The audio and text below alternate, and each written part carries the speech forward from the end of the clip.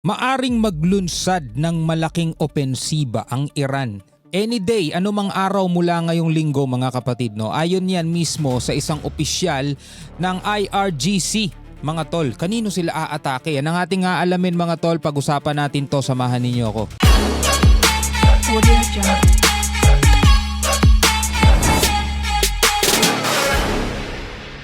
Magandang araw sa inyong lahat mga tol. Welcome ulit sa ating bagong video reaction, review, commentary, opinion, criticism at kung ano-ano pa. Bago natin to simulan, baka bago ka pa lamang dito sa ating YouTube channel at trip mo yung mga ganitong klaseng reaction video and commentary mga kapatid, huwag mo kalimutan mag-subscribe. Click mo ang notification bell para ma-notify ka whenever na may mga bago tayong reaction video tulad nito. So mga tol, merong babala itong Iran mga tol, at sabi nga rito ng Gulf States, no, dapat nang maghanda dahil any day o kahit anong araw mula ngayon ay pwede daw umatake itong Iran mga tol dahil walang ceasefire ngayon eh. Diba? Tapos na ceasefire, any day pwede daw silang umatake. Eto, panoorin natin itong balita mula rito sa UNTV News. If they cooperate with the United States, we have no ceasefire. US forces are based there. So they're a part of the aggression. If they assist the United States in trying to strangle our economy, they will be devastated. So eto'y babalato mga tol. Ayan no, malinaw na ibinabalato ni Syed Mohammad Marandi. Since walang ceasefire mga tol, kung makikipagtulungan daw itong mga bansang ito sa Amerika, dahil ngayon di ba merong idiniklara si Trump, meron ding inilulunsad ngayon na panibagong gera ang Amerika laban dito sa Iran, which is yung mas matinding economic pressure. Diba? At ang gusto ngang gawin ng Amerika is i-isolate etong Iran. Walang mga bansa na makikipagnegosasyon o makikipagnegosyo dito sa Iran para talagang i-crush yung kanilang ekonomiya. Sabing ganito ng Iran, since wala naman daw silang ceasefire, ayan, no? If they cooperate with the United States, yan, no? We have no ceasefire, sabing ganon. US forces are based there. Ando dun din yung mga base o mga base militar ng Amerika. So they're a part of the aggression. So kasali na sila mga tol, sabing ganon. If they assist the United States is in trying to strangle our economy, they will be devastated, sabing ganon mga tol. So sabi nga ganon ng ilang mga Gulf States rito na bansa mga tol, kailangan maghanda dahil any day pwedeng umatake itong Iran.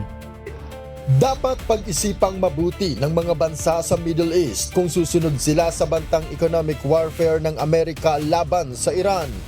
Ayon kay Iranian professor at strategic affairs analyst Syed Mohammad Marandi, manganganib ang maraming Gulf states lalo't nasa kanila ang maraming base militar ng Amerika. Nanganganib, naninilikado mga tol ang maraming Gulf states. Diba? Diyan na yung UAE, Saudi, ano pa ba, Bahrain, Kuwait, Jordan. Yan yung mga madalas nilang inaatake, diba? Qatar. So etong mga bansang to ay naninilikado ngayon kapag sila daw ay nakiisa o nakipagtulungan dito sa plano ng Amerika doon sa mas matinding economic pressure na gustong gawin ng Amerika dito sa Iran mga tol. Nanganganib silang patamaan ng Iran since nandoon yung mga US military base ng Amerika at walang ceasefire, sabing ganon, malayang-malaya silang umatake. At walang umiiral na ceasefire. Ayon kay Supreme National Security Council Secretary Mohsen Rezaei, kung nais ng Amerika na pabagsakin ang kanilang ekonomiya, titiyakin nilang mangyayari din ito sa US. Nako. Dahil walang langis na lalabas sa Strait of Hormuz at anumang partisipasyon sa economic war ng US ay ituturing nilang pakikilahok sa digmaan. The chair of the Supreme National Security Council, Dr. Rezaei, said just minutes ago that there will be no oil or any other goods leaving the Persian Gulf, leaving through the Strait of Hormuz, if these regimes cooperate with the United States. Walang langis na lalabas. Kumbaga, gusto nyo kaming pabagsakin? Damay-damay tayo. Hindi pwedeng kami lang, parang ganun. No, hindi pwedeng kami lang ang babagsak, lahat tayo. Kasi walang langis na makakalabas. Syempre mga tol, yan ay matinding dagok din sa mga bansa na nangangailangan ng langis. Diba yan ay matinding dagok din mga tol sa mga bansa na umaasa dito sa Strait of Hormuz. Matagal na sinasabi ni Trump, hindi naman kami naikinabang sa Strait of Hormuz eh. Maraming langis ang Amerika. Pero mga tol, nitong nakaraan, di ba napapanood natin, nagmamahal din ang presyo ng langis dito sa United States. Naaapektuhan pa rin sila mga tol. Di ba? Kasi nga sa pandaigdigang merkado, tumataas ang presyo ng langis eh. So nadadamay sila at malaki na rin yung presyo ng krudo at gasolina dun sa bansa nila. Persian Gulf, leaving through the Strait of Hormuz, if these regimes cooperate with the United States. And if they try to export their oil through other means, those will also be destroyed. At kung yung ibang mga bansa no na susubukan pa ring maglabas ng kanilang mga langis sa ibang paraan, halimbawa hindi barko, pwedeng halimbawa lalakbayin nila isang malawak na disyerto, lalakbayin nila yan through land. Diba? Wawasakin pa rin daw sila ng Iran, sabing ganun. So Iran is not joking. Iran is very serious, sabing ganun. So Iran is not joking. Iran is very serious. Nagbabala rin ang Islamic Revolutionary Guard Corps o IRGC ng isang malaking pagkilos laban sa Amerika sa linggong ito. This week mga tol, we are still at war. Any action that causes suffering to our people is considered an act of war. Whether military or economic, the week ahead will be a hot one for the US government. Etong paparating na linggo mga tol, this week mga tol, ito'y magiging mainit daw para sa Amerika. Ayon kay Professor Marandi, hindi lang sa aspetong pandepensa handa ang Iran, kundi maging sa ekonomiya. Lalo pat si Rezaei ay isang ekonomista. So kung nakikita ninyo mga tol, hindi lang si Trump ang nagbabanta ngayon. Maging ang Iran ay nagbabanta rin, at hindi lang Amerika ang kanilang pinagbabantaan, maging yung ibang mga bansa o yung mga US allies, di ba? Yan, halimbawa Saudi, US allies yan mga tol eh. Andiyan yung andiyan yung ilang mga base militar ng Amerika at maging yung ibang mga bansa. Di ba? Yun ay mga pinagbabantaan din na once yun ay nakiisa o tumulong dito sa Amerika para nga i-pressure itong ekonomiya ng Iran, wawasakin din ng Iran yan.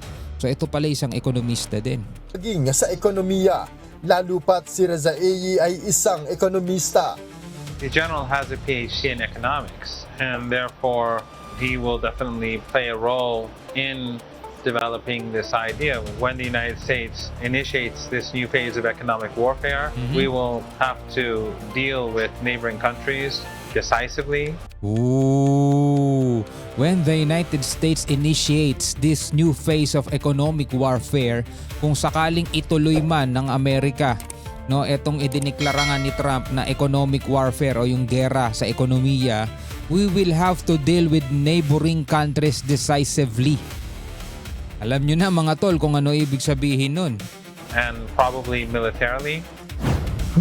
Sabi rito, and probably Countries decisively and probably militarily, Iran is prepared for both war and it is preparing for an economy that is a wartime economy. Handa rin daw o inihahanda nila ang ekonomiya na panggera. probably militarily. Nauna nang sinabi ni United States President Donald Trump na madadamay sa bigat ng sanctions sa Iran ang alinmang bansa na tutulong dito. O di ba pareho sila nagbabantaan, lahat ng tutulong sa Iran idadamay ng US. Ito namang Iran, lahat ng tutulong sa Amerika idadamay ng Iran. Ako, damay-damay na. Pero dahil sa kawalan ng ceasefire, hindi imposible na muling sumiklab ang digmaang pangmilitar sa dalawang panig. Malamang yan. Magkaganon man, ayon pa kay Iranian Parliament Speaker Bagher Ghalibaf, titiyakin nilang babalik sa Amerika ang lahat ng ginagawa at gagawin pa nito ng laban sa kanila.